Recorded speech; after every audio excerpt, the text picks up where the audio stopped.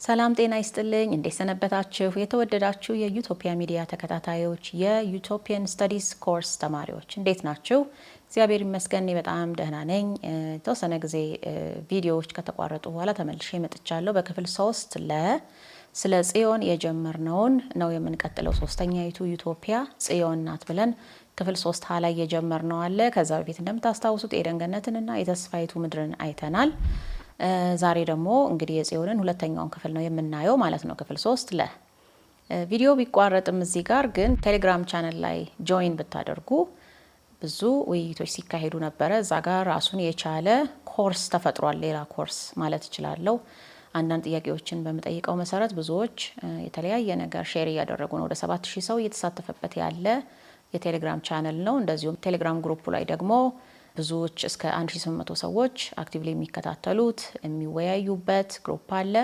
ሊንኩ ከታች አለላችሁ ጆይን አድርጉ በዚህ ቪዲዮዎች ውስጥ ዲስከስ የሚደረጉት ነጥቦች እዛ ጋር እንደ ተለያየ ጥያቄና መልስ ሪሶርሶችን ሼር በመደራረግ በመወያየት በመሳሰሉት ነገሮች እያዳበርን ያለበት ቦታ ስለሆነ እንዳያመልጣችሁ አንዳንድ ነገር እዛ ጆይን እንድታረጉ ዩቲዩብ ላይ ብቻ ያላችሁ ሰዎች ለማለት ወዳለው እስቲ ወደ ዛሬው ቀጥታ እንግባ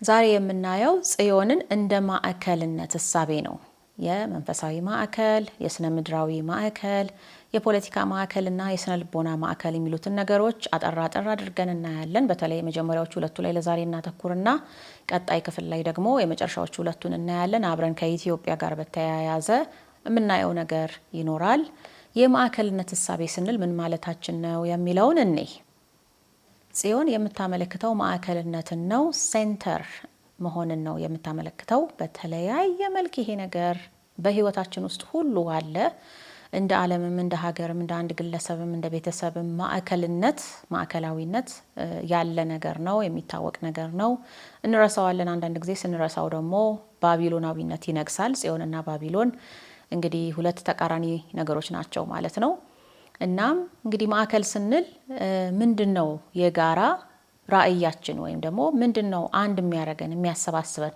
ምንን ከበን ነው የምንኖረው መካከላችን ያለው ነገር የሚያሰባስበን የሁላችንም አይን ወደዛ የተተከለበት ነገር ምንድነው ማናት ወይም ማን ነው ስንል እንግዲህ ጽዮን ሆና እናገኛታለን መጽሐፍ ቅዱስም ላይ እንግዲህ ቅዱስ ዳዊት እንደሚለን በመዝሙር ጽዮንን ክበቧት ነው አይደለም ያለን ጽዮንን ክበቧት ተከባ የምትኖር ናት ማለት ነውና ለምንድነው ጽዮን የእግዚአብሔር ማደሪያ ናት እግዚአብሔርን ከበን ከሆነ ያለነው ደግሞ እንግዲህ መንፈሳዊውም ስጋዊውም በረከት ይገኛል ማለት ነው እግዚአብሔርን ካልከበብን ደግሞ እንደተባለው የመበታተን ፍራግመንትድ የመሆን የመከፋፈል የቋንቋ መደበላለቅ የሐሳብ መበታተን የመሳሰሉት ነገሮች ይመጣሉ ማለት ነው ስለዚህ ይሄ ሜታፎር ወይንም አሌጎሪው በጣም ከባድ እጅግ በጣም አስፈላጊ ነጥብ ስለሆነ ጊዜ ሰጥተን ማየት አለብን የዩቶፒያን ስታዲስ አንድ ሴንትራል የሆነ ነጥብ ነው ምክንያቱም ጽዮን የሚለው ነገር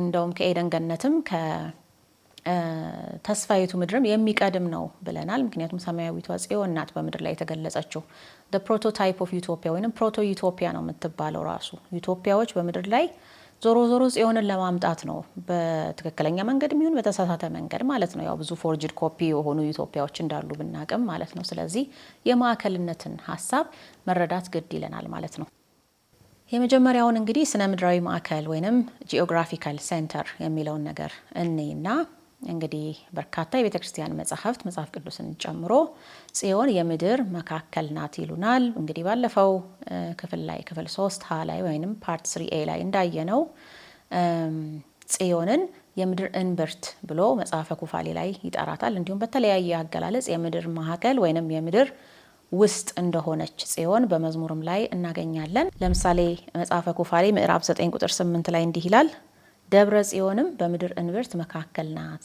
በማለት ይገልጻታል ይሄ እንግዲህ ከገነትና ከደብረ ሲና አንፃር የሚገልጽበት አገላለጽ ነው ይሄን በእንግሊዝኛው the navel of the earth ይሉታል የምድር እንብርት የሚለውን አገላለጽ ማለት ነው በጣም ሰፊ ነገሮች ውስጥ ነው ይሄንን ሐሳብ ከያዘን የምንገባው ዛሬ በጥቂቱ ያንን ነገር አሳያችኋለሁ ማለት ነው እቺ ደብረ ጽዮን የተባለችው ተራራ ባለፈው ክፍል እንዳየነው የዳዊት ከተማ የተመሰረተባት፣ ታቦተ ጽዮን ለ33 ዓመት የቆየችባት፣ ከዛ በፊት ደግሞ መልከ ጼዴቅ ተገልጦ አብርሃምን የባረከባት ቦታ ናት። ብዙ መንፈሳዊ ክስተቶች የተከሰቱባት የተከናወኑባት ቦታ ናት።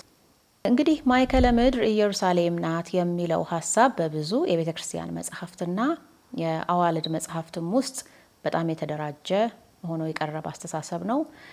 ስነ ፍጥረት የጀመረው ከማዕከለ ምድር ነው። አዳም የተፈጠረው በማዕከለ ምድር በኢየሩሳሌም ነው። ጌታችን የተሰቀለው በማዕከለ ምድር በኢየሩሳሌም ነው።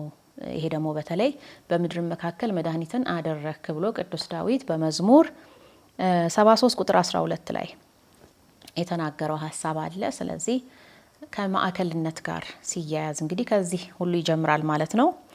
እንደሚታወቀው እስከ መካከለኛው ክፍለ ዘመን ማብቂያ ድረስ ሁሉም የዓለም ሕዝብ በተለይ ያው ክርስቲያኑ ሙስሊሙም ጭምር ልንል እንችላለን እንደሚስማማው አራቱን አቅጣጫዎች አስቀምጠን ምስራቅ፣ ምዕራብ፣ ሰሜን፣ ደቡብ የሚባሉትን አቅጣጫዎች አስቀምጠን መሀል ላይ ማናት ያለችው ስንል ኢየሩሳሌምን አድርጎ የመሳል ልማድ ነበር። በካርቶግራፊ የዓለም ካርታ ሲሳል እንደዛ ነበር የሚሳለው። ከዛ በኋላ ግን ያው እንደምናውቀው ዘመናዊው ከ16ኛው ክፍለ ዘመን በኋላ ቴክኖሎጂ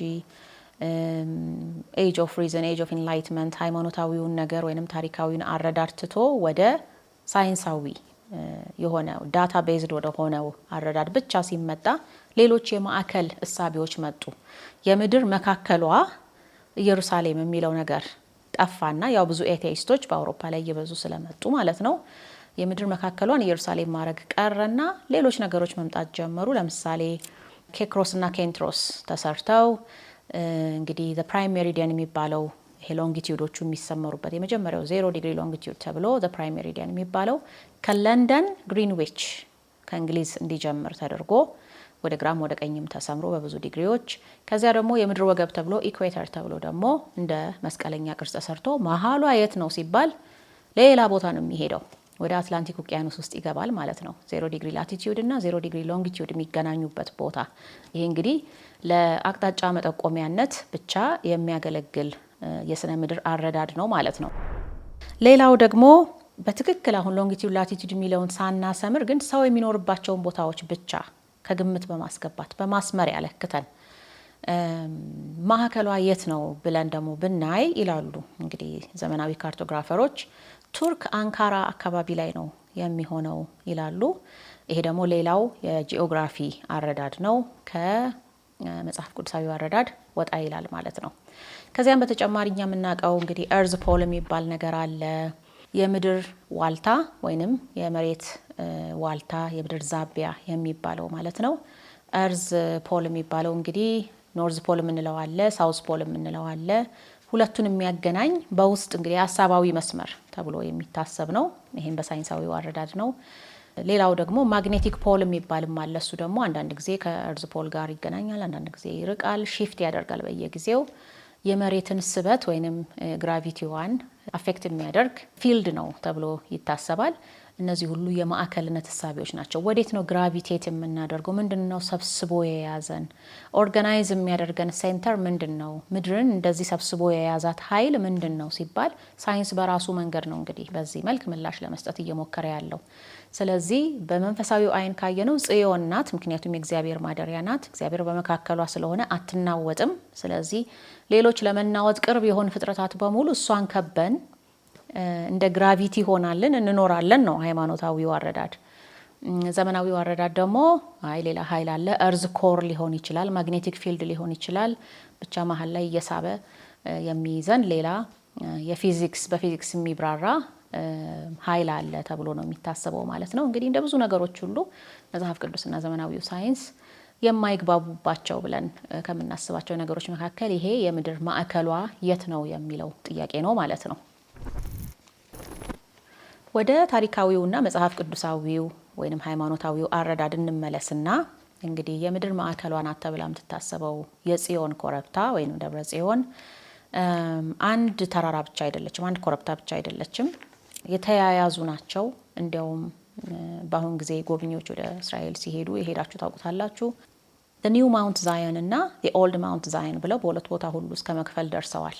አዲሷ ወይንም አዲሱ የጽዮን ተራራ እና አሮጌው የጽዮን ተራራ እስከመባል ደርሰዋል ማለት ነው። አሮጌው የሚባለው የትኛው ነው ካልን እንግዲህ የመጀመሪያው መልከጼዴቅ አብርሃምን የባረከበት ያልነው ማለት ነው። የዳዊት ከተማ የተመሰረተችባት፣ ታቦተ ጽዮን የነበረችባት፣ እንዲሁም ደግሞ አብርሃም ይስሐቅን ሊሰዋ ወስዶ የነበረባት የሞሪያ ተራራ ወይንም ደግሞ በእስልምናው ውስጥ እንደሚታመነው እስማኤልን ሊሰዋ ይዞ ሄዶባት የነበረችው ተራራ። እነዚህ አንድ አካባቢ ላይ የሚገኙ ሰንሰለታማ የተያያዙ ቦታዎችና ከተራራው በአንድ ሳይድ ወይም ደግሞ በሌላ ወደ ከፍተኛው ሳይድ ያሉ እዛው አካባቢ ሆነው አንዱ ከአንዱ ፈቅ ያሉ ቦታዎች ናቸው። ይሄ አሁን በጣም መልክዓ ምድሩ ተቀይሯል ነው የሚባለው ከዘመን ብዛት እንግዲህ። ምክንያቱም አንደኛ ነገር የሰለሞን ቤተ መቅደስ በዚህ የጽዮን ተራራ አቅራቢያ ነው የተሰራው እና ሲሰራ ምድርን ንዶ የመስራት አይነት ነገር ነበረ። ከዛም በተጨማሪ ደግሞ ከፈረሰ በኋላ እንደገና በሄሮድስ ጊዜ እድሳት ወይንም ማስፋፊያ ወይንም የቤተ መንግስት ግንባታ በሚደረግበት ጊዜ ደግሞ ሌላ ተራራ በጎኑ ንዶ የመስራት አይነት ነገር ነበረ። በዚህ ሁሉ ምክንያት ኦሪጂናል የተራራዎቹ ወይንም የኮረብታዎቹ ፒክ አሁን በደንብ አይታወቅም ነው የሚባለው። ግን ዞሮ ዞሮ እዛው ያሉበትን አካባቢ ብዙም ሳይርቁ ሎኬሽናቸውን ማየትም ማወቅም ይቻላል የሚል አረዳድ አለ። አዲሱ የጽዮን ተራራ የሚባለው ደግሞ ያለው ከኦልድ ኢየሩሳሌም ተብሎ የሚታሰበው በስተ ምዕራብ ሳይድ ነው። ያ ደግሞ እንግዲህ የጽርሐ ጽዮን ወይንም ሐዋርያት መንፈስ ቅዱስ የወረደላቸው ቤተክርስቲያን የመጀመሪያው ቤተክርስቲያን የተመሰረተችበት በበዓለ ሃምሳ በዚያ የማርቆስ እናት ቤት የተሰበሰቡበት ቦታ ነው። ይሄ አዲሱ የጽዮን ተራራ ተብሎ የሚጠራው ነው። እንዲሁም በዛው አቅራቢያ ደግሞ ጌታችን የተሰቀለበት ማዕከለ ምድር ቀራንዮ ዋናው በምድር መካከል መድኃኒትን አደረክ የተባለበት የሐዲስ ኪዳን ዋናው ክስተት የተከሰተበትን ቦታ እናገኛለን ማለት ነው። በአሁን ሰዓት ግን ዓለም ትኩረቱን የት ላይ አድርጎ ነው የሚገኘው ስትሉ፣ ማለትም ዘኒው ማውንት ዛይን ላይ ነው ወይንስ ኦልድ ማውንት ዛይን ላይ ስትሉ ኦልድ ዋን ሆኖ ታገኛላችሁ። የድሮ የጽዮን እሳቤ ላይ ነው ያለው። ፖለቲካል ዛዮኒዝም በተለይ ምዕራቡንም የአረቡንም ዓለም ወደ ኦልድ ቴስታመንት መልሶታል። እንደ አይሁድ ወደ ኦልድ ቴስታመንት ቢያደሉ አይገርምም። ግን ክርስቲያን ነኝ የሚለውም የዓለማችን ሕዝብ በተለይ የፕሮቴስታንቱ ዓለም በብዛት አጋድሎ የሚገኘው ወደ ድሮ የጽዮን አስተሳሰብ ነው። ወደ ሰለሞን ቤተ መቅደስ መልሶ ምስረታ ወደ በቃ ያንን ወደ መጠበቅ የእስራኤል መልሶ ምስረታ እጅግ በጣም እንደ ትልቅ መንፈሳዊ ክስተት አድርጎ መውሰድ ትልቅ ክስተት አይደለም ማለት አይደለም፣ ግን የተንጠለጠለ ታሪክ ነው፣ ያላለቀ ታሪክ ነው። በድሮ የጽዮን ኮረብታ ላይ የተጀመረው ታሪክ ፍጻሜውን ያገኘው በአዲሱ የጽዮን ኮረብታ ላይ የቤተ ክርስቲያን ምስረታ ላይ ነው እና ዓለም ቀራንዮ ላይ ሳይሆን የሰለሞን ቤተ መቅደስ ላይ አተኩሮ ነው እየተፋጀ ያለው። ስለዚህ ይሄ ከኢትዮጵያዊነት የሚጻረር አስተሳሰብ ነው። ለምን ኦልድም ዘኒውም እንደ ሴንተር ስታዩት ሁለቱም የኢትዮጵያዊነት መገለጫ ናቸው። የድሮ የመልከጼዴቅ ቦታ ነው። አዲሱ ደግሞ መንፈስ ቅዱስ የወረደበት ጽርሐ ጽዮን የማርቆስ እናት ቤት የኢትዮጵያውያን ይዞታ የነበረ ቦታ ነው። ዞሮ ዞሮ በሁለቱም መንገድ ብትሄዱ ኢትዮጵያዊነት ነው ያለው። ግን ያው ኢትዮጵያዊነት የሚለውን ሀሳብ የተዋህዶን ሀሳብ ላለመቀበል ሲባል ፖለቲካል ዛዮኒዝም ወይም ፖለቲካዊ ጽዮናዊነት የሚለው እሳቤ ከኢትዮጵያዊነት በተጻራሪ መንገድ በመሄድ ኦልድ ቴስታመንት ላይ ሁሉንም አስገብቶ እያፋጀ ነው ማለት ነው እንግዲህ እና ኢትዮጵያዊነት አዳማዊነት የሚለው ብቸኛው መካከለኛው ምስራቅን ሊያስታርቅ የሚችል ብቸኛው the only legitimate version of Christianity ነው ማለት ነው። ወይንም የዓለም ሕዝብ አይደንቲቲ ሴንትራል የሆነው አይደንቲቲ ጽዮናዊው አይደንቲቲ እውነተኛው ጽዮናዊ አማናዊው ጽዮናዊ አይደንቲቲ ያ ነው ማለት ነው። ሲጀምር ታቦተ ጽዮን ማዕከል ያደረገው የኦልድ ቴስታመንት ነው። የድሮ የጽዮን ኮረብታ የዳዊት ከተማ፣ በኋላ አማናዊቷ ታቦተ ጽዮን ደግሞ በጽርሐ ጽዮን ሐዋርያት ከበዋት ቅድስት ድንግል ማርያም ሰው ሆና ተገልጻ ያቺ ታቦተ ጽዮን በዛ ቦታ ላይ ነው እንግዲህ መንፈስ ቅዱስ የወረደውና ቤተክርስቲያን የተመሰረተችው እና ማዕከሉ ፍጻሜውን የሚያገኘው ቅድስት ድንግል ማርያም ጋር ሲመጡ ነው ማለት ነው። ማናቸውም የዓለም ሕዝቦች ግን ያንን ፍጻሜ ስላልወደዱት ወይንም ስላልተቀበሉት በተለይም ከሷ ጋር እንግዲህ ከሴቲቱ ጋር አይደለ የዘንዶ ጦርነት ዮሐንስ ራእይ ላይ እንደተነገረን ከሷ ጋር ባለው ጸብ ምክንያት እንግዲህ ዘንዶው በአሸዋ ላይ ሆኖ ማለትም በብዙ አህዛብ ላይ ሆኖ እየተዋጋ ያለው በመካከለኛው ምስራቅ ላይ ኢትዮጵያዊነትን ነው የሚዋጋው ማለት ነው። ሌላ ምንም ትርጓሜ የለውም የመካከለኛው ምስራቅ ጉዳይ። በዚህ አጋጣሚ በዓለ ሃምሳና ኢትዮጵያውያን በሚል ርዕስ ከዚህ ቀደም የሰራሁትን አንድ ቪዲዮ እንድትመለከቱ ጋብዛችኋለሁ። የሚያያዝ ነገር አለው ከዚህ ጋር በጣም ማለት ነው። እንግዲህ እንደ ስነ ምድራዊ ማዕከል ጽዮንን አይተን እንደ ጂኦግራፊክ ሴንተር ከዛ ወደ መንፈሳዊው ማዕከል ነው እያየን ያለ ነው ማለት ነው። እንቀጥልና ምንም እንኳን ማዕከለ ምድር ኢየሩሳሌም ናት የሚል ጠንካራ መጽሐፍ ቅዱሳዊ ታሪካዊ መረጃ ቢኖረንም አንዳንድ የኢትዮጵያ ቤተክርስቲያን ሊቃውንት ግን ማዕከለ ምድር እኮ ኢትዮጵያ ናት ኢየሩሳሌም አይደለችም ይሉናል። ከነዚህ መሀል እንግዲህ አንዱ አባ ተስፋ ስላሴ ሞገስ ናቸው። ለቢቢሲ ጋዜጠኞች ጥያቄዎች የሰጧቸውን ምላሾች ባሰፈሩበት መጽሐፍ ውስጥ ገጽ 38 ላይ እንዲህ ብለው ጽፈዋል። የምድር ማዕከል የኤደን ገነት መገኛ የሆነችው ኢትዮጵያ ናት። የምድር ወገብ የሚያቋርጠው ኢትዮጵያን እንጂ ኢየሩሳሌምን አይደለም ይላሉና ይሄ ከመጽሐፍ ቅዱሱም እንደገና በጂኦግራፊ ከምናየውም አይጋጭም ወይስ ኢትዮጵያን የት ድረስ ነው የሚያስቧት ስንል ሲጀምር እዛው መጽሐፋቸው ላይ ምን ይላሉ? ኢየሩሳሌምን ብትሆን እኮ ኢትዮጵያ ርስት ናት ይላሉ። ነገር ግን የምድር ወገብ የሚያቋርጠው ኢትዮጵያን ነው ይላሉ። እንግዲህ ኬንያንም፣ ሶማሊያንም፣ ጅቡቲንም ሱዳንንም አካቶ ያለው ሰፊ የመካከለኛው ምስራቅና የምስራቅ አፍሪካን ማፕ ነው እንደ ኢትዮጵያ የሚቆጥሩት እሳቸውና እንግዲህ በዚያ መሰረት ኢኩዌተር ኢትዮጵያን ሊያቋርጥ ይችላል። ኦፍኮርስ አብዛኛው የአፍሪካ ክፍል ኢትዮጵያ ተብሎ ነበር ጥንት የሚጠራው። ያ እንዳለ ሆኖ የምድር ወገብ የሚለው አስተሳሰብም ደግሞ ኢኩዌተር ከምንለው ሀሳብም ሊለይ የሚችል እንደሆነ በዚሁ አጋጣሚ መጠቆም ፈልጋለሁ። እሳቸው ሳይሆኑ አንድ ሌላ አባት የሆነ ሲገልጹ የሰማሁት አገላለጽ አለ። ይሄን እንግዲህ እናንተ እንድትመረምሩት ልተወው እና የምድር ወገብ ብለው ሲጠሩ እነሱ ይሄ ሀሳባዊውን መስመር ማለታቸው አይደለም። ሌላ አይነት አረዳድ አለ።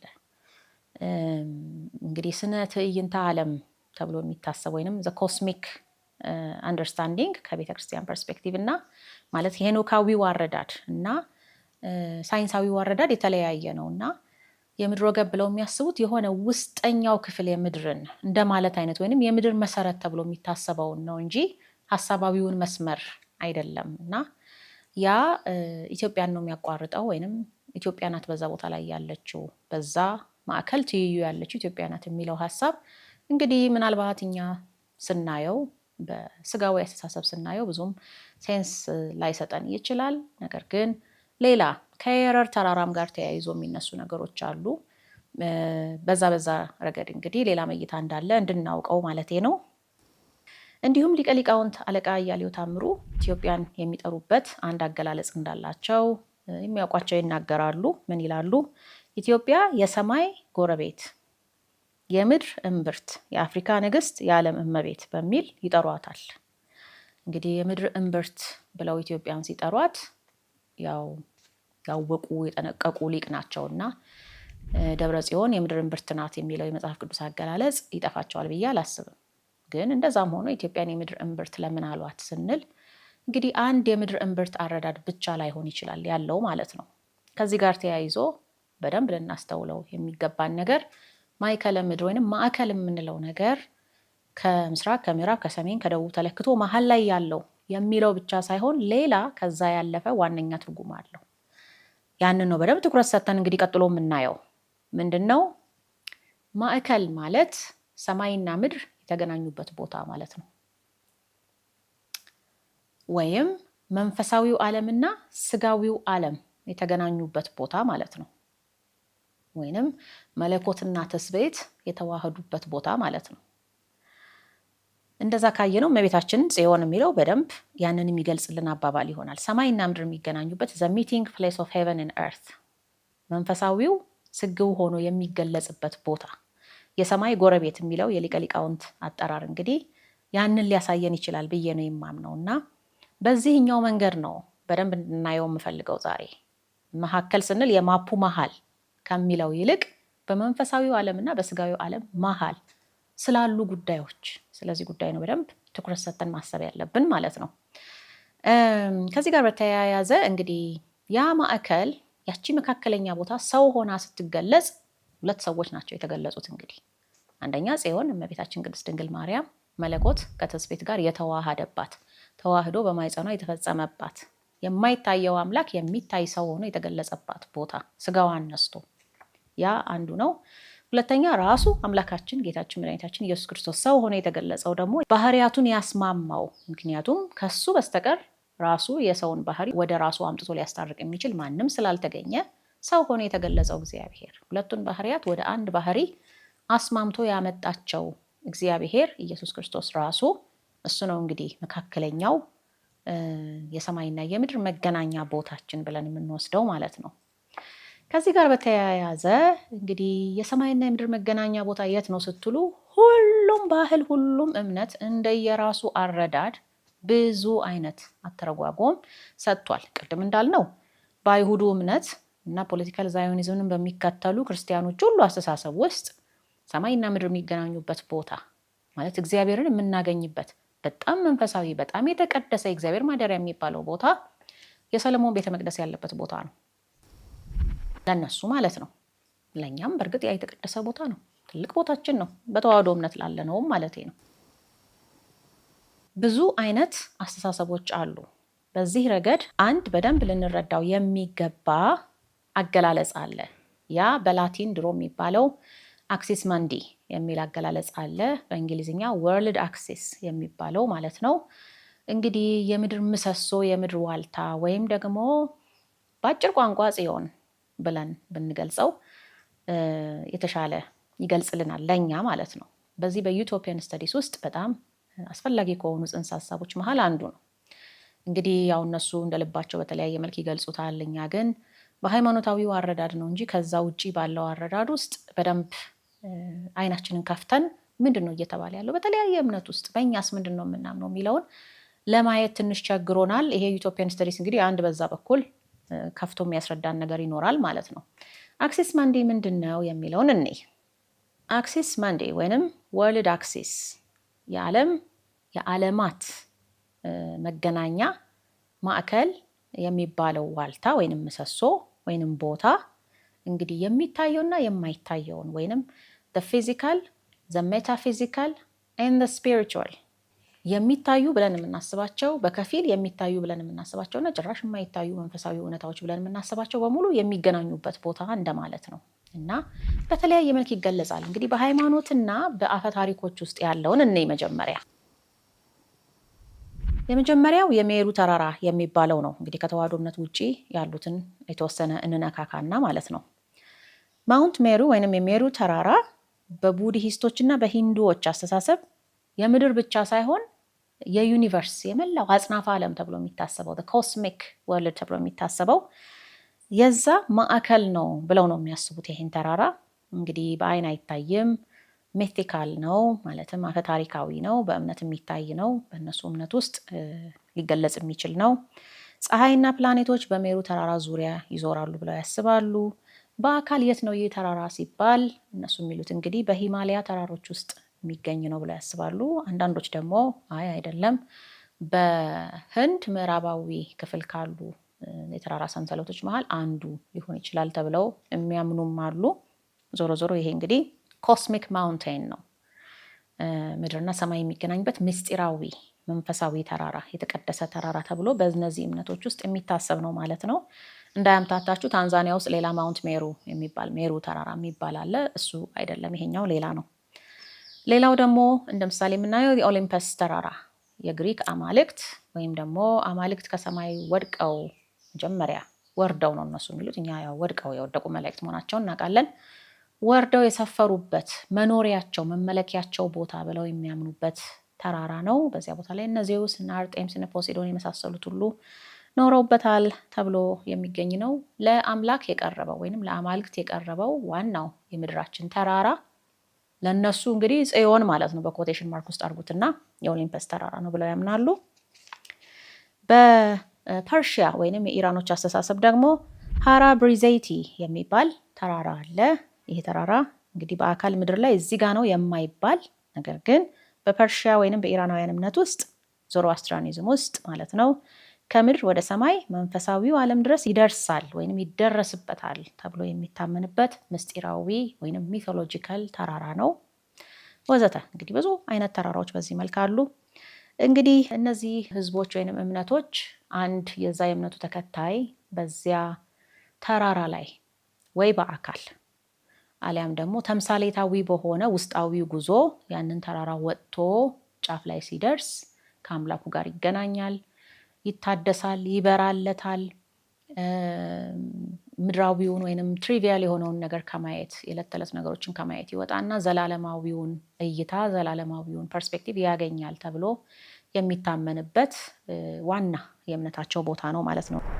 እንግዲህ ተራሮች ብቻ አይደሉም ዘ ሚቲንግ ፕሌስ ተብለው የሚታሰቡት ወይንም አክሴስ መንዲ ተብለው የሚታሰቡት በተለያዩ እምነቶች ውስጥ ዛፎች፣ ሐውልቶች እና ሌሎችም ምሰሶዎች ወይም አምዶች እንዲሁ አይነት ተግባር አላቸው ተብሎ ይታሰባል። እንደ ምሳሌ ኤግድራሴል የሚባል በጀርመን ጥንት ጎሳዎች የሚታመንበት አንድ ሚቶሎጂካል ዛፍ አለ። እጅግ ግዙፍ የሆነ ዛፍ ማለት ነው። 9ኙን ዓለማት ያገናኛል ብለው ነው የሚያስቡት። እንግዲህ በጣም እጅግ ግዙፍ የተቀደሰ በስሩ አማልክት የሚሰባሰቡበት ብዙ ክስተቶች የሚከሰቱበት እንዲሁም ሁሉንም የስነ ፍጥረት ክፍሎች መንፈሳዊውንም ስጋዊውንም የሚያገናኝ በጣም ግዙፍ ዛፍ ነው ብለው ነው የሚያምኑት። ይሄ እንግዲህ በተወሰነ ደረጃ ከህይወት ዛፍ ጋር አጠጋግቶ ለመተርጎም የመሞከርም ነገር አለ። ሌላው ደግሞ ጀድ ፒላር የሚባል ደግሞ አለ። ይሄ በጥንት ግብጾች እሳቤ ኦሳይረስ የተባለው አምላክ የጀርባ አጥንቱ ነው ተብሎ ነው የሚታሰበው። ይሄ እንግዲህ ቋሚ ወይንም ምሰሶ ተደርጎ ነው የሚወሰደው። እሱም በትረ ስልጣንና በትረ ክህነትን በእነሱ እምነት ውስጥ በጥንታዊው የግብፅ እምነት ውስጥ በትረ ስልጣንን በትረ ክህነትን የሚወክል ነው ተብሎ ይታሰባል። ሌላው ምሳሌ ደግሞ ቶተም ፖል የሚባል ነው። በአሜሪካ በነበሩ ጎሳዎች ዘንድ የጎሳቸውን የቤተሰቦቻቸውን ማንነትና ታሪክ ከመንፈሳዊው ዓለም ጋር ያገናኙናል ወይንም ያሳዩልናል ብለው ስለሚያስቡ ያንን ቅርጽ ኮድድ ናቸው። የዛ ጎሳ አባል የዛ ቤተሰብ አባል የሆነ የሚረዳቸው ኮድድ የሆኑ መልእክቶች ላዩ ላይ ተስለውበት የሚተከል በሰው እጅ የሚሰራ ሐውልት ወይንም ምልክት ነው ማለት ነው። ሌሎቹ ምሰሶች ደግሞ እንግዲህ በኦቤሊስክ ወይንም በድንጋይ ሐውልቶች መልክ የሚገለጹ ናቸው። ለምሳሌ ልክ እንደ አክሱም ሐውልት ወይንም በግብፅ፣ በሮም፣ በዋሽንግተን ዲሲ እንደምናያቸው ፒላርስ ወይንም ስቶን ቢልዲንግስ ከድንጋይ ተሰርተው ወደ ሰማያት በመጠቆም ፈጣሪን ወይንም መንፈሳዊ ኃይልን የሚያመለክቱ በዚህ ቦታ ላይ መንፈሳዊ ኃይል አለ፣ በዚህ ቦታ ላይ ሰውና እግዚአብሔር ወይንም ሰማይና ምድር አሊያም የሚታየውና የማይታየው የሚገናኙበት ትልቅ ቦታ መሆኑን የሚያመለክቱ ናቸው የሚል ምስክርነት የሚሰጡ ሐውልቶች አሉ። እንግዲህ እነዚህ ወርልድ አክሲስ የምንለውን የሚወክሉ አሊያም ናቸው ተብለው የሚታሰቡ እውን ሊሆኑም ይችላሉ፣ እውን ላይሆኑም ይችላሉ። በዚያ መልክ የተገነቡ ሐውልቶችና ዛፍን የመሳሰሉትን የሚያሳዩ ምሳሌዎች ናቸው። ከተራራና ከዛፍ ውጭ የተቀደሱ የኪነ ህንፃ ወይም የተቀደሱ ቦታዎች እሳቤም ደግሞ አለ። አርኪቴክቸራል ኤንድ ሴክሬድ ሴንተርስ ተብለው የሚታሰቡ ማዕከላት ማለት ነው። ከምድር እስከ ሰማይ ከሚታየው ዓለም ወደማይታየው ዓለም ያደርሱናል ብለው የሰው ልጆች ያሰቡባቸውና የገነቧቸው ቦታዎች ናቸው። እንግዲህ እንደዛ ስንል የመጀመሪያው ምሳሌ በአይምሯችን ሊመጣ የሚችለው የባቢሎን ህንፃ ነው። እንደምታውቁት በመጽሐፍ ቅዱስም እንደተገለጸው ሰዎች ወደ ሰማያት ሄደን እግዚአብሔርን እናገኛለን፣ ስማችንን እናስጠራበታለን ብለው በማሰብ የገነቡት በኋላም ደግሞ እግዚአብሔር አውሎ ነፋስ አስነስቶ የበተነው የመጀመሪያው ስትራክቸር ብለን ልናስበው የምንችለው ታወር ኦፍ ባቤል ወይንም የባቢሎን ህንፃ ነው። ከዚያ በኋላ ደግሞ በሱ አምሳል የተወሰነ ለውጥ ተደርጎባቸው የተሰሩ ዚጉራቶች የሚባሉ ደግሞ ግንባታዎች አሉ። በተለይ በፋርስ ባቢሎን፣ በሜሶፖታሚያ አካባቢዎች፣ በሜዶን በሚባሉት ጥንታዊ ቦታዎች ላይ በጣም የተለመዱ ነበሩ። ዚጉራት የሚለው ቃል ራሱ በአካዲያን በሚባሉት ቋንቋ ከፍ ያለ ቦታ እንደማለት ነው እና እዛ ቦታ ላይ ሆኖ በዛ ግንባታ ላይ ሆኖ ፀሐይን፣ ጨረቃን፣ ከዋክብትን አካሄዳቸውን ማየት፣ መንፈሳዊ ምስጢሮችን መረዳት የመሳሰሉት ነገር ይቻላል ብለው ያስባሉ እና በጣም ግዙፍ ናቸው። አንዳንዶቹ ፍርስራሾቻቸው እስካሁን ድረስ አሉ። በዚህ ጉራቶች መልክ የተሰሩ ደግሞ ዘመናዊ ህንፃዎችም አሉ እንደ ተምሳሌት ሆነው ማለት ነው። እናም እነዚህ እንግዲህ ፒራሚድ መሰል ናቸው፣ ደረጃ ያላቸው ናቸው። በህንድ፣ በቻይና፣ በናይጄሪያ፣ በሱዳን፣ በደቡብ አሜሪካ እንዲህ ያሉ ዚጉራቶች አሉ።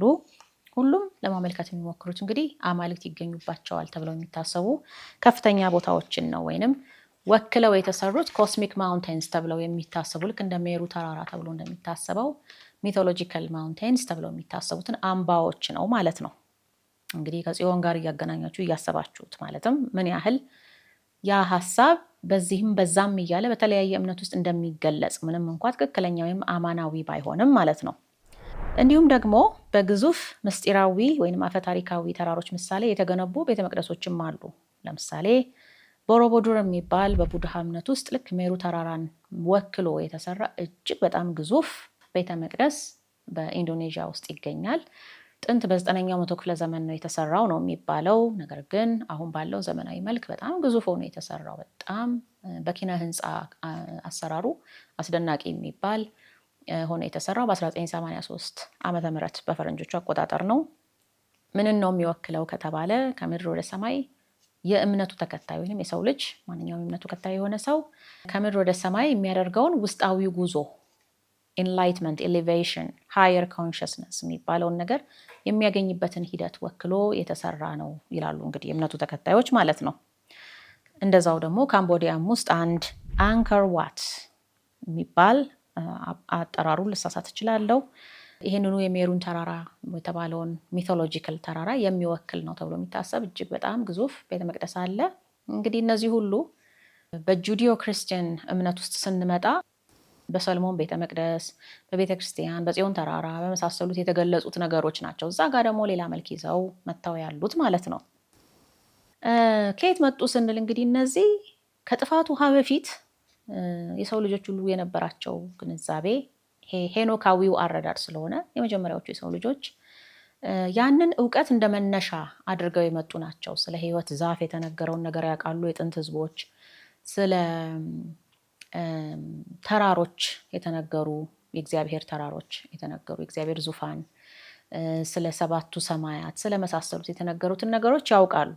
ከዛ ያንን ይይዙና በየራሳቸው እምነት ውስጥ እንግዲህ ከጥፋት ውሃ በኋላ በተለይ ወደ ተለያየ ነገር የመበተን በተለይ ደግሞ ከባቢሎን መፍረስ በኋላ ወደ ተለያየ እምነት ውስጥ የመግባትና የወደቁት መላእክት ደግሞ ገብተው የበረዙትም ነገር ብዙ ስላለ መነሻው ትክክል ሆኖ ሳለ ተበርዞ እንግዲህ እውቀቱ በተለያየ መልክ ከመጀመሪያው እሳቤ ባፈነገጠ መልኩ የተለያየ እምነት የመሰረተበትን እናገኛለን።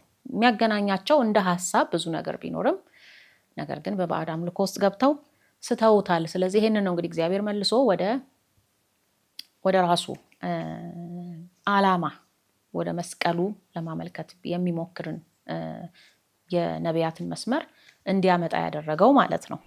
መጽሐፈ ሄኖክ ላይ ስለተቀደሱ ተራሮች ምን ይላል፣ ስለተቀደሱ ዛፎች ምን ይላል ስንል አንድ እንደ ምሳሌ የምናየው ነገር አለ። ስለ ኮስሚክ ማውንቴንስ ወይንም ይሄ በስጋዊው አይን ብቻ አይተን ዝም ብለን እንዲሁ ተራራ ብለን የማናልፋቸው መንፈሳዊ ሲግኒፊካንሳቸው በጣም ታላቅ የሆነ ተምሳሌታዊም የሆነ ነገሮችን አስመልክቶ እንደ ሄኖክ አብራርቶ የተናገረ በመጽሐፍ ቅዱስ ላይ የለም ማለት ይቻላል።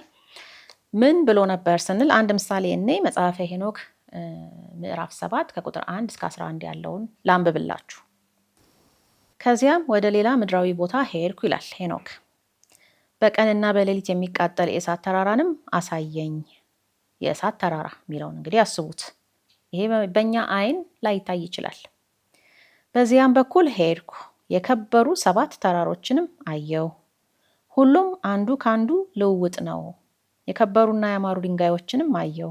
ሁሉም የከበረ ነው፣ መልካቸውም የበራ ነው፣ ፊታቸውም ያማረ ነው። 3ቱም በምስራቅ በኩል ናቸው፣ አንዱም በአንዱ ላይ የጸኑ ናቸው።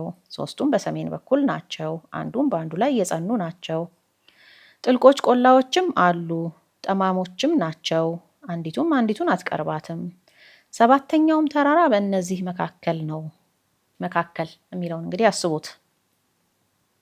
ሴንተር ወደሚለው የጽዮን እሳቤ ያመጣናል።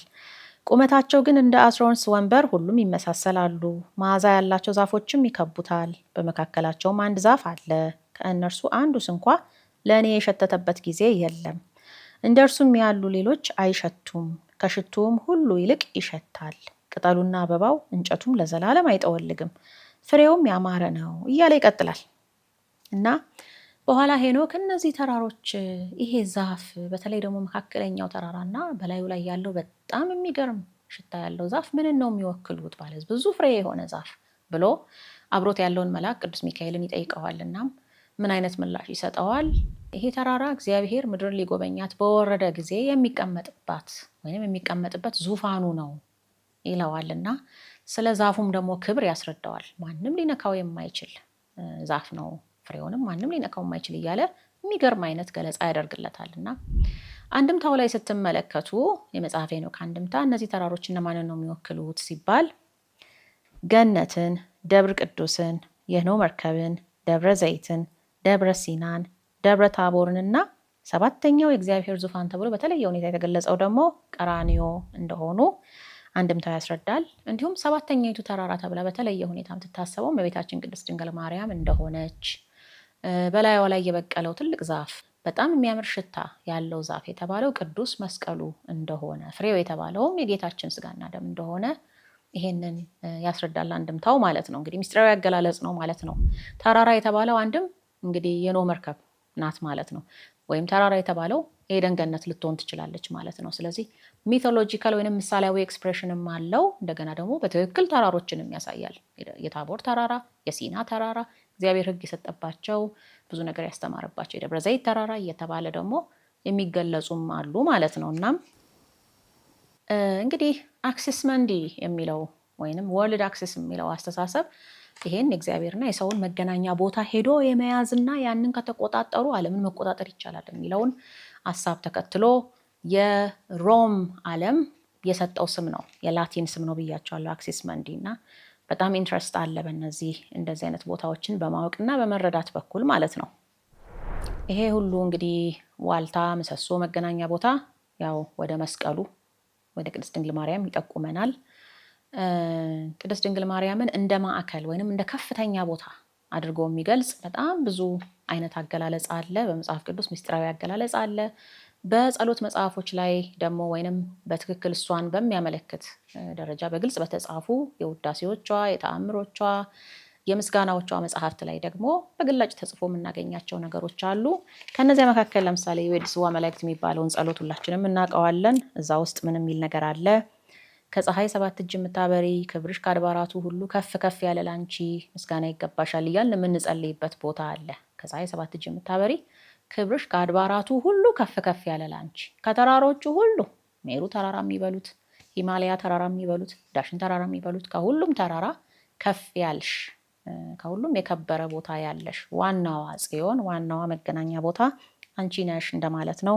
እንዲሁም ቅዱስ ያሬድ በደረሰው አንቀጸ ብርሃን ጸሎት ውስጥ ደግሞ የፀሐይ መውጫ እንግዲህ ማለት ነው። አንቀጸ ብርሃን አይደል? የብርሃን ደጃፍ፣ የብርሃን ደጅ እንደማለት ነው። እና እዚያ ቦታ ላይ ከምድር ካሉ ከፍተኛ ቦታዎች ሁሉ ከፍ ያልሽ አርያም እያለ የሚገልጻት ቦታ አለ። እነዚህ ሁሉ እንግዲህ በጁዲዮ ክርስቲያን ቪው ያ ሚቲንግ ፕሌስ የሰው ልጅ ሆና እንደመጣች እና ሰውና እግዚአብሔር እንደተገናኘባት የሚነግረን ነው። እንዲሁም ከቅድስት ድንግል ማርያም ከመስቀሉ በተጨማሪ የሐዲስ ኪዳን ጽዮን፣ የሐዲስ ኪዳን አክሲስ መንዲ ቅድስት ቤተክርስቲያን ናት። ደብር ትባላለች እንደምታውቁት፣ ተራራ ማለት ነው። ስለዚህ ቤተክርስቲያን ማለት ተራራ ማለት ነው። በሌላ ቋንቋ ይሄ ደብር ነው ይባላል። ገዳም ከተባለ ደግሞ ምድረ በዳ፣ ደብር ከተባለ ተራራ ማለታችን ነው። ተምሳሌታዊ አገላለጽ ነው። ግን መንፈሳዊ አይን ላለው ሰው ደግሞ ወይንም በመንፈሳዊ አይን ላየው ሰው ደግሞ ቤተክርስቲያን ራሷ ስናያት ተራራ ናት። በምድር ላይ ካሉ ከፍተኛ ቦታዎች ሁሉ ከፍ ያለች ቦታ ናት። በተራራ መልክ ነው የምትታየው ለሰዎች። እንደ ሴትም ሆና ልትታይ ትችላለች። ይህን በተለያዩ ገድላት ውስጥ እናገኛለን። እመቤታችን ቅድስት ድንግል ማርያም ደግሞ እንደ ተራራ ሆና ልትታይ ትችላለች። ለምሳሌ ገድለ ክርስቶስ ሰምራ ውስጥ እንደዛ የሚል ነገር አለ። ነፍሷን ይዞ ወደ ገነት አሳረጋት ቅዱስ ሚካኤል። ከዛም የተለያዩ ቦታዎችን አየች። በኋላም ቅድስት ድንግል ማርያምን ላሳይሽ ብሎ ሲያሳያት በጣም ትልቅ ተራራ ነው ያየችው እና ግራ በተጋባች ጊዜ ቆይ ትንሽ ታገሽ ያላትና ተመልሳ ቀና ብላ ስታያት እንደገና ሰው ሆና ታየቻት። ስለዚህ እጅግ ከፍ ያለች ትልቅ ተራራ ብለው እንግዲህ ቡድሂስቶቹም፣ ሂንዲስቶቹም፣ ማያዎቹም፣ ኔቲቭ አሜሪካኖቹም ምኖችም በአጋጣሚ ያዩት ነገር ካለ የእመቤታችን የቅድስት ድንግል ማርያም ምሳሌ ነው የሚሆነው ማለት ነው፣ በዚያ መልክ ባይረዱትም። ሌላው ደግሞ እንደ አገር ጽዮን ተብላ የምትጠራው ኢትዮጵያ ናት፣ ሌላኛዋ ማለት ነው። ቅድም የጠቀስኩላችሁ የሊቀ ሊቃውንት አያሌው አገላለጽ ኢትዮጵያን የሰማይ ጎረቤት የምድርን ብርት ብሎ የመጥራት ነገር አለ። ምንድን ነው የሰማይ ጎረቤት የሚለውን ስንል ይሄ ምድርና ሰማይን የሚያገናኙ ብዙ የተቀደሱ ቦታዎች ያሉባት ቦታ እንደማለት ነው። እንዲሁም ራሷ ጽዮን የተባለችው የእመቤታችን የቅድስት ድንግል ማርያም አስራት ናት። የታቦተ ጽዮን ማረፊያ ናት። ትልቁ ተራራ ላይ ያለው ዋናው ዛፍ የተባለው የሕይወት ዛፍ የተባለው ኢየሱስ ክርስቶስ የተሰቀለበት መስቀል ያለባት ሀገር ናት። እንዲሁም ደግሞ በአባ ተስፋ ስላሴ ሞገስ አገላለጽ በመጽሐፋቸው ውስጥ እንዳሉት የጽዮን አገር ወይንም ኢትዮጵያ የመጠጊያና የመማፀኛ የሆኑ የተቀደሱ ብዙ ተራሮችና ኮረብቶች ስለሚገኙባት የመማፀኛ የመዳኛ አገር ስለሆነች ከዓለም የተለየች ናት በማለት ለቢቢሲ ጥያቄዎች ምላሽ በሰጡበት መጽሐፍ ውስጥ ገልጸውታል። ስለዚህ ጽዮን የምትባለው እንደ ሀገር ከሀገራት መሀል ካየነው ጥንት በብሉይ ኪዳን እስራኤል ነበረች። በኋላ ግን አዲስቱ እስራኤል ኢትዮጵያ የሚለው እስከ ዓለም ፍጻሜ የማይሰረዝ በፊትም ቢሆን ጽዮን ነበረች። እስራኤል ገና ክርስቶስን ሳትሰቅለው በፊት ከ1000 ዓመት በፊት ነው እንግዲህ ታቦተ ጽዮን ወደ ኢትዮጵያ የመጣችው እንደምናውቀው። ስለዚህ ጽዮንነቷ እስራኤልም እያለች የኢትዮጵያም ነበረ። ከእስራኤልም በፊት የኢትዮጵያ ጽዮንነት ነበረ በኤደን ገነት ምክንያት ማለት ነው። ስለዚህ ከጽዮንነት ኢትዮጵያ ተለይታ አታውቅም ማለት ነው። ከዚህም ጋር ደግሞ ከታቦተ ጽዮን ጋር በተያያዘ ታቦተ ጽዮንን እንደ አክሲስ መንዲ የማየት ነገር አለ። አሁን እዚህ ጋር ስለ ፖርታል፣ ስለ ስታርጌት በሳይንስ ፊክሽን ፊልሞች ውስጥ የሚነገር ነገር አለ። ምድርና ሰማይን የሚያገናኙ ቦታዎች የሚባሉ ቦታዎች እንግዲህ ሴንተሮቹ ጽዮን ከሆነች አንዷ ጽዮን ላይ የነበረችው ታቦተ ጽዮን ደግሞ ካለች እሷን ተጠቅመን ወደ ሌላው መንፈሳዊ ዓለም መግባት እንችል ይሆናል፣ የኃይል ማዕከል ሊሆነን ይችል ይሆናል በሚል የምስጢር ማህበራቱም ፖለቲካል ዛዮኒስቶቹም እንግዲህ በተለያየ መልክ የሚፈልጓት ታቦተ ጽዮንን ቅድስት ድንግል ማርያምን ፈልገው አይደለም። ለዛ ነው ማያገኟት ታቦተ ጽዮንን። ቅድስት ድንግል ማርያምን ይዘው ቢሆን ለማንም ትገለጣለች ታቦተ ጽዮን ብዬ አስባለሁ። በበኩሌ ግን ነጥሎ የመመልከት ነገር ስላለ ያው የቅድስት ድንግል ማርያም የአስራት ሀገር የሆነችው ኢትዮጵያ ላይ ታቦተ ጽዮን ልታርፍ ግድ ሆኗል ማለት ነው። እንደ ስታርጌት እንደ ፖርታል የማየት ነገር ያልነውን ምንድን ነው ስንል ወደ ቴክኖሎጂያዊ ውሳቤ ነው የሚመጣብን። ያ ከሚቶሎጂ ከሃይማኖት ይወጣና ሳይንሳዊ ሳይፋይ ይሆናል ማለት ነው። በሳይፋይ ውስጥ ስለ አክሲስ መንዲ ምን አለ የሚለውን ደግሞ የተወሰነ እኔ እንደ ምሳሌዎች እነዚህ ፖርታልስ ስታርጌትስ ያልናቸው እንግዲህ ዓለማትን በቀጥታ የሚያገናኙ ጌትዌይስ ወይንም በሮች ናቸው ተብለው የሚታሰቡ ናቸው። በሳይንስ ፊክሽን ውስጥ ብዙ አለ። በእውን እነዛ ነገሮች ተሰርተዋል ወይ ስንል እየተሞከሩ ነው። የተሰሩም ካሉ አብዛኞቻችን አልሰማንም። እውን ያልሆኑ ይበዛሉ፣ ግን እውን የሆኑም ሊኖሩ እንደሚችሉ መገመት እንችላለን። እስቲ ምሳሌዎቹን እኔ ለምሳሌ ስታርጌት የተባለው ወይንም የከዋክብት በር የተባለው አንድ መግቢያ ይህን ዓለምና በሩቅ ያሉ ዓለማትን በህዋ ወይም በጠፈር ውስጥ ያሉ ዓለማትን በቅጽበት የሚያገናኝ የቴክኖሎጂ ስሪት የሆነ ክብ መግቢያ በር ወይንም ቀለበት ተብሎ ይታሰባል። ሞኖሊት የሚባለው ደግሞ እንደዚሁ እሱም በሳይንስ ፊክሽን ውስጥ ያለ አስተሳሰብ ወይንም ቦታ ነው።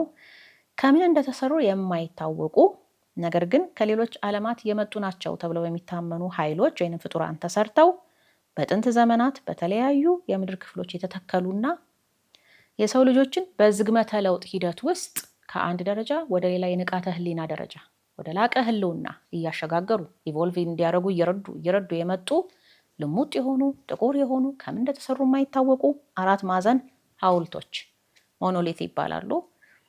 በሳይንስ ፊክሽን ፊልም ውስጥ አሉ፣ ግን በአካል ታይተዋል ተብሎ የሆነ ሰሞን ቀውጢ ሲደረግ ነበር። ምንድን ናቸው እየተባለ እንግዲህ ያ ነው ጥቅማቸው። ፖርታል ወይንም ጌትዌይ ናቸው ተብሎ ይታሰባል። ወደ መንፈሳዊ ዓለም የሚወስዱ ናቸው ተብሎ ይታሰባል። ተሰራክት የሚባል ደግሞ አለ። ይሄ ደግሞ ፊልም ላይ ያለ ነው። አንድ ሰው ጊዜ ሳይገድበው በተለያዩ ጊዜያት የነበሩ እውነታዎችን ለመረዳት ወደፊትም ወደኋላም እያለ ነገሮችን የሚያዳምጥበት የሚያይበት መረጃ የሚያገኝበት ባለ 5 ዳይሜንሽን ቦታ የተለየ ቦታ ላይ ብላክ ሆል ውስጥ የተሰራ በዳይሜንሽን የማይገደብ ባለ 5 ዳይሜንሽን ቦታ ተደርጎ በፊልም ላይ የተሰራ ነው። አክሲስ መንዲ ወይንም ጽዮንን እየፈለጉ ነው ማለት ነው በዚህ ውስጥ ሁሉ። እንግዲህ ሌሎቹ ደግሞ ከፖርታልስ ወይንም ከጌትዌይስ በተጨማሪ ምን አለ? ዓለማትን የሚያገናኙ መረቦችና መዋቅሮች ተብለው የሚታሰቡም አሉ። ኮስሚክ ሃይዌይስ ኤንድ ኔትወርክ ስትራክቸርስ። ይሄ እንግዲህ አንዱ ኢንተርኔት ነው ብለን ልንወስደው እንችላለን። ያው አሁን ብዙ ፋሽንነቱ ወይንም አዲስነቱ አልፏል ቢሆንም ሀሳቡ ግን ከዛ የሚጀምር ከዛ የሚጠነሰስ ነው። በሳይንስ ፊክሽን ፊልሞች ላይ ለምሳሌ ስለ ማስ ሪሌይስ የሚያወሩ ፊልሞች አሉ። የጭነት መጓጓዣዎች እንደማለት ነው። በሌላ ዓለም ፍጡራን የተሰሩ በጣም ግዙፍ የጨረቃን ያህል ግዝፈት ያላቸው ብዙ ጭነት ተጭነው በጋላክሲ ውስጥ በተለያዩ ስልጣኔዎች መሀል በብርሃን ፍጥነት የሚንቀሳቀሱ ለሚሊተሪ፣ ለንግድ፣ ለምን በስልጣኔዎች መካከል እንግዲህ በኤሊየኖች እና በሰው ልጆች ወይም በኤሊየን እና በኤሊየን መሀል ሊሆን ይችላል የሚንቀሳቀሱ ግዙፍ ግንባታዎች ወይም ግዙፍ መጓጓዣዎች። ይሄ አንዱ ኔትወርኩን እንግዲህ የሚያፋጥን ወይም የሚያሳልጥ ተብሎ የሚታሰብ ነው። ሌላው ደግሞ ዌብ ዌይ የሚባል ነው። ከዚህ ከምናየው ቁሳዊው ዓለም አንጻር ያለ በህዋ ውስጥ ያለ ማለት ነው። ልክ እንደ ምድር ባቡር በምድር ውስጥ እንደሚሄድ የዋሻ ባቡር የመግቢያ በር እንደ ቱቦ ውስጥ መግቢያ በር ያለው በፍጥነት በህዋ ውስጥ ለመጓጓዝ የሚያስችል ስውር ዳይሜንሽን ተብሎ ይታሰባል። ሃይፐርስፔስ የሚባልም አለ። ከመደበኛው ጠፈር ውጭ ያለ ሁሉንም የጠፈር ክፍሎች በአቋራጭ የሚያገናኝና የሚያሳጥር ሌላ የማይታይ ዳይሜንሽን። እንግዲህ ለስፔስም ሌላ ስፔስ አለው ማለት ነው። በጀርባ በኩል የሚያገናኝ ኔትወርኩን ልክ እንደ ኮምፒውተር ኔትወርክ አንድ ሱፐር ኮምፒውተር እንዳለው የስፔሶችም የቦታዎችም የምኖችም እንግዲህ አንድ ሱፐር ስፔስ ደግሞ አለ ማለት ነው እና ሃይፐር ስፔስ ይሉታል። አለ ወይስ የለም መድኃኒዓለም ነው የሚያውቀው። ከዛ ደግሞ ከንቃተ ህሊና ጋር የተያያዙ አክሲስ መንዲስ ወይም ሴንተሮች ደግሞ አሉ ተብሎ ይታሰባል። በዚህ ረገድ በስፋት የሚታወቀው ዘ ማትሪክስ በተባለው ፊልም ላይ የተገለጸው አንድ ዲጂታል ሲሙሌሽን የሆነ ዓለም ነው። ፊልሙም ላይ እንዳየነው እንግዲህ ማትሪክስ ማለት የሰው ልጆች የፈጠሩት የኮምፒውተር ሲስተም በኋላ በጣም የተወሳሰበ የተነባበረ ማለትም ብዙ ደረጃዎች ያሉት ሌየርድ የሆነ እውነት የሚመስሉ ዓለሞችንና ሪያሊቲ ወይም ትዕይንቶችን የሚፈጥር ሂደት ነውና ይህ የሰው ልጆችን ሀሳብና ትኩረት ከሚታየው ከሚጨበጠው ከሚዳሰሰው ተፈጥሯዊው ዓለም ከእውነተኛው ከነባራዊው ዓለም ያወጣና ተመሳስሎ የተሰራ ግን ውሸት የሆነ ዲጂታል ዓለም ውስጥ ወይም ኢሉዥን፣ ይሄ ዲጂታል ኢሉዥን ዲጂታል ስፔስ ሲሙሌሽን ይሉታል። በዛ ውስጥ አስገብቶ አእምሮ እንደሚቆልፍበት የሚያሳይ ፊልም ነው። ብዙዎቻችሁ አይታችሁታል ብዬ አምናለሁ። የሚገርመው በዚያ ፊልም ውስጥ በዚህ ዲጂታል ዓለም ውስጥ ወይም በማትሪክስ ውስጥ ገብታ ያልተቆለፈች አንድ መኖሪያ አለች። ጽዮን ነው የምትባለው። ፊልሙ ላይ ራሱ ዛዮን ብለው ነው የሰየሟት። እና እቺ ቦታ የምትገኘው የት ነው ሲባል የምድር መካከል ላይ ከምድር በታች መካከለኛው ቦታ ላይ ልክ ኮር ብለን የምናስበው ክረስት ማንትል ኮር የምንለው የመሬት ስትራክቸር አለ አይደል? ኮር ብለን የምናስበው ቦታ ላይ ያለች መኖሪያ ብቸኛ የሰው ልጆች መኖሪያ በዚህ በሱፐር ኮምፒውተሮች ኔትወርክ ውስጥ ያልገባች በማትሪክሱ እስር ውስጥ ያልገባች ነፃ ቦታ ጽዮን ብለው የሰየሟት እሷን ነው። ውስጧ ቤተ መቅደስ አለ እና እነዛ ሰዎች ዲፌንድ አድርገው ራሳቸውን እዛ ጋር ራሳቸውን ከልለው ከማትሪክሱ ዓለም የሚኖሩባት ቦታ። ይሄ በጣም የሚገርም ነው። ቅኝ ያልተያዘ ቦታ ማለት ነው እንግዲህ በዲጂታሉ ዓለም ቅኝ ያልተያዘ ቦታ፣ ነፃ የሆነ ቦታ ስንል ቅኝ ያልተያዘች ነፃይቱ ምድር ብሔረ አጋዚት ኢትዮጵያ ጽዮን ወደሚለው እንዲሁም መካከሏ ላይ ቤተ መቅደስ ያለባት በሚገርም ሁኔታ እንግዲህ ይሄ ከኢትዮጵያ ጋር በጣም የመሳሰለው ነገር ምንድን ነው? አንደኛ ኮር ላይ መሆኑ በራሱ የሚገርም ነገር ነው። እንዴት ካላችሁ ከምድር በስተ ውስጠኛው ክፍል ቤተ መቅደሶች አሉ፣ ስውር ከተሞች አሉ ምናምን የሚባል ነገር እንሰማለን። ይሄ በኢትዮጵያ ውስጥ አለ፣ በኢትዮጵያ አቅራቢያ ባሉ ጥንታዊ ቦታዎችም ውስጥ አለ ተብሎ ሲነገር ለማመን ሁሉ ይከብደናል። እና ደጋግሜ የማነሳላችሁ አባ ተስፋ ስላሴ ሞገስ ለምሳሌ እንደነ ቅዱስ ላሊበላ እንደፈለፈላቸው ውቅር አብያተ ክርስቲያናት ከምድር በታች ስላልወጡ ነው እንጂ ብዙ ቤተ መቅደሶች አሉ። መላእክት እዛ ውስጥ ገብተው ምስጋና የሚያቀርቡባቸው ዓለም ከተፈጠረ ጀምሮ እነሱ እንግዲህ ዳይሜንሽን አይገድባቸውም እና ከምድር በታች በጣም ሩቅ መንገድ ሄደው ባሉ አብያተ መቅደሶች ውስጥ እግዚአብሔር እንደሚያመሰግኑ ምስጋና እንደሚያሳርጉ እንዲሁም ደግሞ ቅዱሳንም ያንን እንደሚያዩት እንደሚካፈሉ እንደሚገቡ ይሄንን እንግዲህ ሲገልጹልን ለመቀበል ሁሉ ይከብደናል። ግን በሳይፋይ ውስጥ ደግሞ እንደዚህ ሲያመጡት ትገረማላችሁ። እና ከኢትዮጵያ ጋር የሚገናኝ ብዙ ነገር በምስጢራዊ ቋንቋ እዛ ጋር የገለጹ ይመስለኛል ጽዮን ብለው ሲሰይሟት። ከምድር ውስጥ እግዚአብሔር ቤተ መቅደስን ሊያስቀምጥ እንደሚችል የሚጠቁመን አንድ ጥቅስ ከመዝሙረ ዳዊት ውስጥ ላንብብላችሁ። የይሁዳን ወገን ግን መረጠ የወደደውን የጽዮን ተራራ፣ መቅደሱን እንደ አርያም ሰራ ለዘለዓለምም በምድር ውስጥ መሰረታት ይላል መዝሙር 77 ቁጥር 68 እስከ 69። በማዕከለ ምድር ራሱ አይደለም የሚለው ውስተ ምድር ነው የሚለው። በምድር ውስጥ መሰረታት ለዘለዓለም በምድር ውስጥ መሰረታት እና ይሄ የሚገርም ነገር ነው። የጽዮን ተራራን ወይንም ቤተ መቅደስን እንደ አርያም የምትመስል ቤተ መቅደስ እዛ ጋር መስርቷል። የማትሪክስ ደራሲ እንግዲህ እዚህ ጋር በጣም ኦብሰስድ ሆኖ ሊያነብ እንደሚችል ገምታለሁ። ሌላው ደግሞ የዩኒቨርስ ማዕከል የሆኑ ከተሞችንም ደግሞ የሚጠቅስልን የአክሲስ መንዲ ሀሳብ አለ በሳይፋዮች ውስጥ። አስባችሁታል እንግዲህ ጋላክሲ ውስጥ የምንለው በጣም ሰፊ የህዋ ክፍል ውስጥ ያንን ሁሉ አስተሳስሮ የኛ ፕላኔት እንግዲህ በጣም አንዷና ትንሿ ናት ተብሎ ነው የሚታሰበው። ብዙ ከኛ ቀድመው የሄዱ ስልጣኔዎች አሉ ምናምን ይሉናል እንግዲህ ሳይፋይ ውስጥና የዛ ሁሉ ዋና ማዕከል ዋና ከተማ የሆነች አለች ብለው ፈጥረው የተለያየ የሳይንሳዊ ከተሞችን ፊልሞች ውስጥ ይሰራሉ። እሳቤው የተወሰደው ከጽዮን ነው። ለምሳሌ ትራንተር የሚባል ሁሉንም በጋላክሲ ውስጥ የሚገኙ ፍጥረታትን የሚኖሩባቸውን ዓለማት የምታገናኝ የፖለቲካና የእውቀት ማዕከላቸው የሆነች ራሷ አንድ ፕላኔት የምታክል ዋና ከተማ ናት ብለው ያስባሉ። ትራንተር የምትባለው ከተማ። ኮርስካንት የሚባል ደግሞ ሌላ ፊልም ላይ ያለ ከተማ። የፊልሞቹን ስሞች አይደለም የገለጽኩላችሁ ያለሁት የከተሞቹን ስሞች ነው። የጋላክሲው የስልጣንና የባህል ማዕከል ሆና የምታገለግል ከተማ ወይንም ፕላኔት ናት። እና እንግዲህ እንደ ሜሩ ተራራ ያሉ ከተሞች ናቸው እነዚህ እንግዲህ ሀሳባዊ ወይንም ሚቶሎጂካል ወይንም ለወደፊት እውን ሊሆኑ ይችላሉ ተብለው የሚታሰቡ ማለት ነው። ስለዚህ ሀሳቡ ከሃይማኖት ወደ ቴክኖሎጂው እንዴት መጣ ሲባል እንግዲህ ድሮ ይህን ተራራ ውጣና ጫፍ ላይ ሄደ ለአምላክህ በመሰዋት አምላክህን አገኝ ከአምላክህ ጋር ተገናኝ ነበር ሀሳቡ። ያንን የተራራ ወይንም የደብር ወይንም የቤተክርስቲያን ሀሳብ ወደ ሜጋ ስትራክቸር ተቀየረ ማለት ነው። ወደ ትልልቅ ኢንፍራስትራክቸሮች ቴክኖሎጂ ውስጥ ወይንም በጠፈር ላይ የሚገኙ በቴክኖሎጂ የሚገነቡ ወይም ደግሞ ምድር ላይ በተለያየ መልክ እንደዚህ ጉራቶች የሚገነቡ ወደሚለው መጣ።